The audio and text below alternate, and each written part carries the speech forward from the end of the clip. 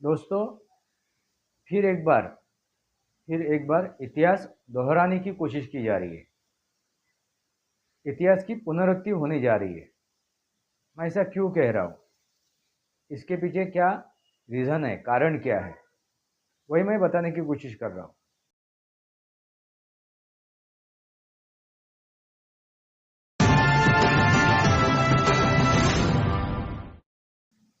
नमस्कार दोस्तों, वास्तवावर बोलो गायत्री इस श्रृंखला में फिर एक बार आपका स्वागत। मैं आपका दोस्त राजेश वासंती सावाजी किर्लोस्कर। दोस्तों, फिर एक बार इतिहास दोहराने की कोशिश की जा रही है। इतिहास की पुनरुक्ति होने जा रही है। मैं ऐसा क्यों कह रहा हूँ? इसके पीछे क्या रीज़न है, कारण क्या है, वही मैं बताने की कोशिश कर रहा हूँ।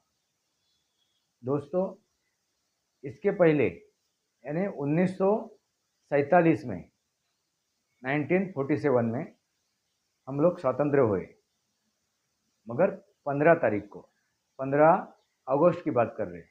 मगर इसके पहले एक दिन पहले 14 अगस्त को हमारे देश का विभाजन हुआ था। यानी इसलिए हम लोग विभाजन की विभीषिका भी मना रहे हैं। वो जो विभाजन हुआ था, रक्त रंजित विभाजन हुआ था, वो दोहराने की कोशिश की जा रही है। वो दोहराने की कोशिश की जा रही है। एक बार विभाजन, देश के दो टुकड़े। अभी दो टुकड़े होंगे या अनेक टुकड़े होंगे, अभी वक्त ही बताएगा। क्योंकि जो मैं इतिहास की बात कर रहा हूँ, वो इतिहास वही है, रक्त रंजित। हजारों लोगों के प्राण गए थे, मारा काटा गया था, और उसके ऊपर एक देश बना था, वो है पाकिस्तान। दोस्तों, यही इतिहास दोहराने की कोशिश की जा रही है। आप कहोगे अभी क्या हुआ ऐसा? 2024 के लोकसभा चुनाव के दरमियान आपने लगातार एक बात सुनी होगी, जातिगत जनगणना। जातिगत जनगणना चुनाव के पहले भी ये बातें शुरू की गई थी। राहुल गांधी हर एक मंच से ये बात छेड़ रहे थे, जातिगत जनगणना होनी चाहिए। और ये जातिगत जनगणना किस धर्म की करने की कोशिश कर रहे हो? हिंदू धर्म की।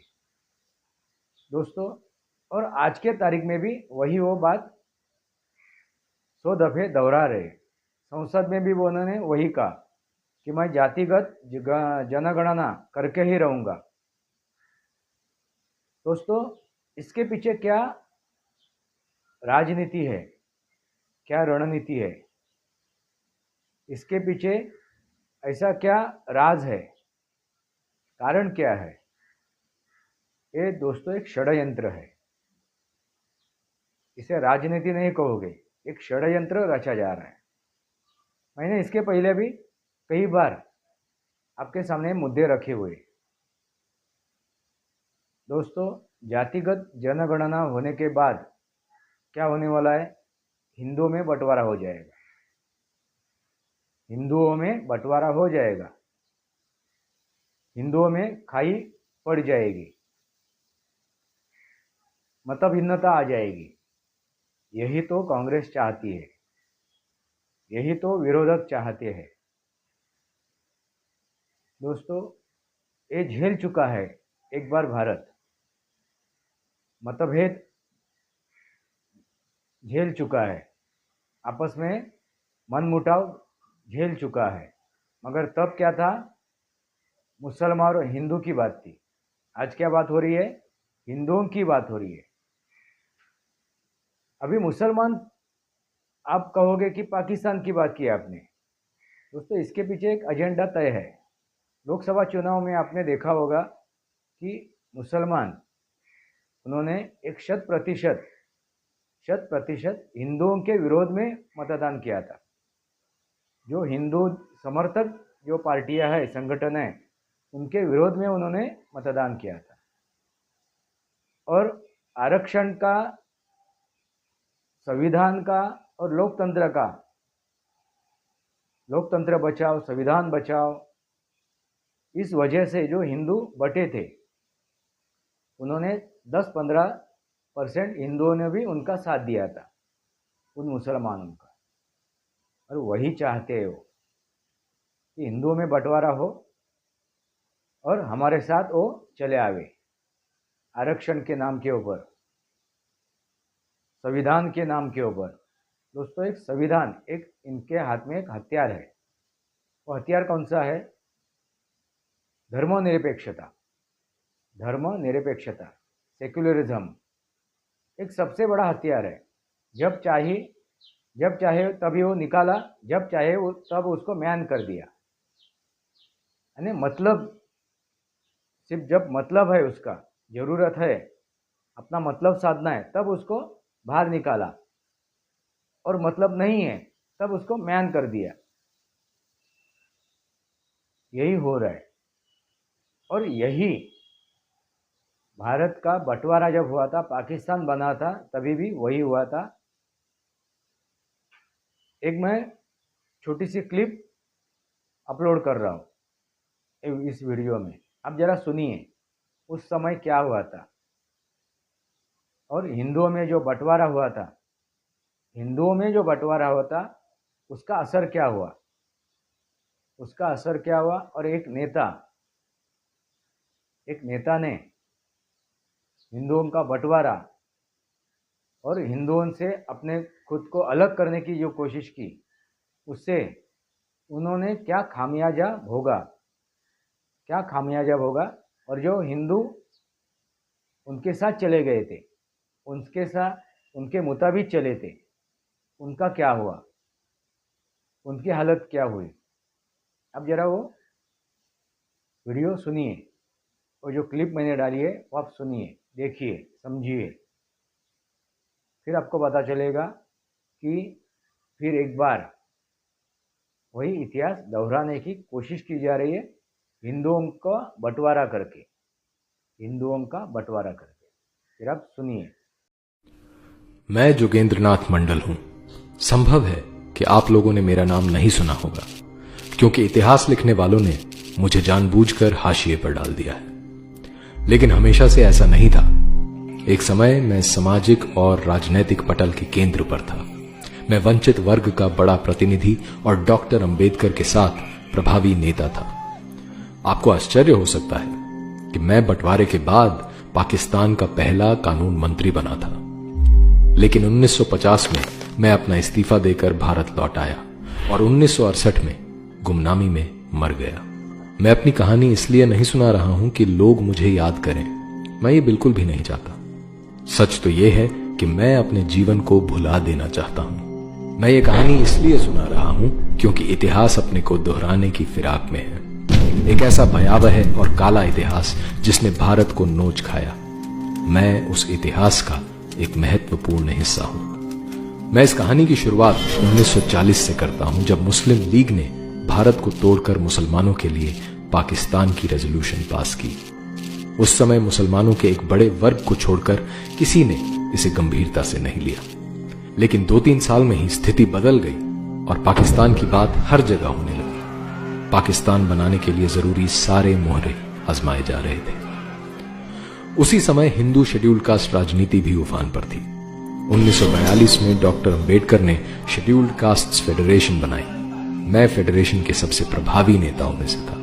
जहां डॉक्टर अंबेडकर हिंदुओं और मुसलमानों को अलग अलग जीवन धाराएं मानते थे और कहते थे कि इस्लाम की नजर से एक सच्चा मुसलमान कभी भी भारत को अपनी मातृभूमि और किसी हिंदू को अपना भाई बंधु नहीं मान सकता, मेरा दृष्टिकोण कुछ अलग था। मैं समाज को केवल राजनीतिक और आर्थिक आधार पर देखता था। मैं मानता था कि क्योंकि अधिकतर शेड्यूल्ड कास्ट हिंदू जातियां और मुसलमान आर्थिक और शैक्षिक दृष्टि से पिछड़े हुए हैं, तो ये दोनों एक समान हैं। दोनों मिलकर एक राजनीतिक ताकत बन सकते हैं। शायद मेरी इसी सोच को जानकर उसका फायदा मुस्लिम लीग ने उठाया। 1943 में मुस्लिम लीग ने मेरी ओर हाथ बढ़ाया और मैंने अपने सारे एमएलएज के साथ लीग का समर्थन कर दिया। मुस्लिम लीग के नेता मुझे आश्वस्त करते रहे कि पाकिस्तान में शेड्यूल्ड कास्ट हिंदुओं को सामान्य से भी ज्यादा अधिकार होंगे। तथापि मैं समझता था कि पाकिस्तान की मांग केवल सौदेबाजी के लिए है। मुसलमान देश को तोड़ने के लिए कभी तैयार नहीं होंगे। इसी सब घटना चक्र में 16 अगस्त 1946 का काला दिन आ पहुंचा जब मुस्लिम लीग ने कलकत्ता में डायरेक्ट एक्शन किया। हिंदुओं का भयानक नरसंहार हुआ। गुस्साए हिंदुओं ने मुझे मुस्लिम लीग से अलग होने को बोला, लेकिन मैंने न केवल समर्थन जारी रखा, मैंने शेड्यूल्ड कास्ट हिंदुओं को दंगों से अलग रहने को बोला। इससे हिंदुओं का नरसंहार आसान हो गया। अक्टूबर में नोवाखाली में डायरेक्ट एक्शन हुआ। मेरी खुद की जाति सहित शेड्यूल्ड कास्ट के हजारों हिंदू मारे गए। हिंदुओं का धर्म परिवर्तन और हिंदू महिलाओं के बलात्कार हुए। इतना ही नहीं, दंगों के बाद मुस्लिम लीग के खिलाफ आए अविश्वास प्रस्ताव को हराने के लिए मैंने समर्थन भी जुटाया। बंगाल जलता रहा, लेकिन मैं मुस्लिम लीग का साथी बना रहा। 14 अगस्त 1947 का दिन भी आ ही पहुंचा, जब मेरी राजनीतिक समझ के विपरीत मुस्लिम लीग पाकिस्तान बनाने में सफल हो ही गई। भीषण हत्याकांड हुआ। देश भर के हिंदुओं ने मुझे बुरा भला कहा, लेकिन मैं लीग और पाकिस्तान के साथ बना रहा। मुझे पाकिस्तान के कानून मंत्री का पद भी मिला। मैंने शेड्यूल्ड कास्ट हिंदुओं से पाकिस्तान में आस्था रखने की अपील की, जिसे मुझ पर विश्वास करके लोगों ने माना भी। लेकिन इसके बाद इस्लामिक पाकिस्तान का असली चेहरा सामने आया। सारे वादे ठुकरा दिए गए। हिंदुओं का नरसंहार शुरू हो गया। हिंदू महिलाओं के बलात्कार, घर जायदाद लूटना, जबरन मुसलमान बनाना आम बात हो गई। मैं हिंदुओं पर हो रहे अत्याचारों की बात उठाने लगा तो मुस्लिम नेता और उलेमा मुझे अपने रास्ते का कांटा समझने लगे। फिर भी मैं पाकिस्तान सरकार को बचाने के लिए झूठे और आधे सच वाले बयान देता रहा। चारों ओर हिंदू मारे जा रहे थे। हिंदू औरतों को पाकिस्तानी फौज और पुलिस रात में अपनी हवस का शिकार बनाती। सबसे बुरा हाल मेरी अपनी जाति का हो रहा था, क्योंकि उन्होंने मुझ पर विश्वास करके आत्मरक्षा का कोई उपाय नहीं किया था। मैं जब गांव के दौरों पर निकलता तो हिंदुओं के कंकालों को कुत्ते और गिद्ध नोचते नजर आते। सिर्फ 10 फरवरी 1950 को ही ढाका में 10,000 हिंदू इसलिए मार दिए गए क्योंकि असेंबली में कुछ हिंदू विधायकों ने वॉकआउट किया। वो सब मेरे सामने ही हुआ। मुझे समझ आ गया कि इस्लामिक पाकिस्तान में हिंदू काफिर जिम्मी से ज्यादा कुछ नहीं है। काश मुझे ये बात तब समझ आ जाती जब डॉक्टर अंबेडकर ने एकदम खुलकर और साफ शब्दों में कही थी। लेकिन तब मुझे समाज का सांस्कृतिक पहलू नजर नहीं आता था। समाज को केवल राजनैतिक और आर्थिक चश्मे से देखने की आदत थी। बहरहाल अपना सब कुछ लुटाकर 8 अक्टूबर 1950 को मैं पाकिस्तान में अपना इस्तीफा देकर अपने देश भारत लौट आया। लेकिन छोड़ आया उन हिंदुओं को मरने और बदतर जीवन जीने के लिए जो मेरे मिथ्या स्वप्न की भेंट चढ़ गए। दोस्तों आपने सुना होगा क्या हुआ था। जो पाकिस्तान में रह गए हिंदू, उनकी क्या हर्षद हुई, क्या उनका हाल हुआ, किस हालत में वो चले गए। जब बंटवारा हुआ था तब 25% हिंदू थे पाकिस्तान में। आज के तारीख में कितने हैं? 1-2%। आसमान निकल गया या धरती ने खा लिया, या आसमान खा लिया या धरती ने निगल लिया। क्या हुआ? यही तो साजिश रची जा रही है। यही साजिश दोबारा रची जा रही है। हिंदुओं में बंटवारा करो। मुसलमान लामबंद हो गए और हिंदुओं का बंटवारा हुआ तो चंद हिंदू उनके साथ चले गए तो क्या होगा? मुसलमानों के साथ चंद हिंदू चले गए, उनका समर्थन करने लगे तो क्या होगा? दोबारा बंटवारा, दोबारा इस भारत माँ के टुकड़े हो गए। यही साजिश रची जा रही है। अभी आपको तय करना है। इतिहास दोहराना आप चाहते हैं, फिर एक बार इतिहास की पुनरुक्ति करना चाहते हो, आप ही सोचिए, आपको क्या लगता है, कमेंट बॉक्स में लिखिए। वास्तवावर बोलू काहीतरी श्रृंखला को सब्सक्राइब कीजिए, बेल आइकॉन दबाइए। मेरे विचार सही लगे तो लाइक कीजिए।